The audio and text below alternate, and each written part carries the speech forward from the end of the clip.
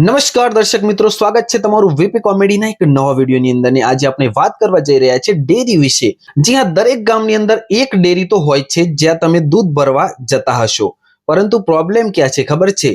બધા ગામની વાત નથી કરતો, પરંતુ મોટે ભાગના ગામની અંદર આવા નમૂનાઓ પડ્યા હોય છે કે તમે કલાકથી લાઈનમાં ઊભા હો, મોટે ભાગે તમે મારા ખ્યાલ મુજબ કલાકથી રાહ જોઈ રહ્યા હો તમારા નંબરની કે ક્યારે તમારો નંબર આવે અને તમે દૂધ ભરીને ઘરે જાઓ।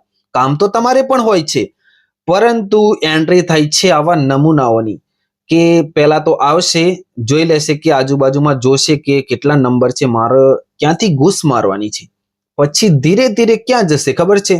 બે ચાર જણા જોડે વાત કરી લેશે, વાતો કરશે થોડી કે કેવું ચાલે છે, શું ચાલે છે, અને પછી સીધી જે મતલબ એનું દૂધ હોય એ લઈને જતું રહેવાનું, સીધું જ્યાં દૂધ ભરાતું હોય ત્યાંથી એની ચાલાકી શરૂ થાય। પછી શું કરશે ખબર છે? જે કર્મચારીઓ હોય એમની જોડે વાતો કરશે, પછી જેનો નંબર આવ્યો હોય એની જોડે વાતો કરશે અને ધીરે રહીને ઘૂસ મારશે અને પછી એનું દૂધ ભરીને જતો રહેશે, કોઈને ખબર પણ નહીં પડે।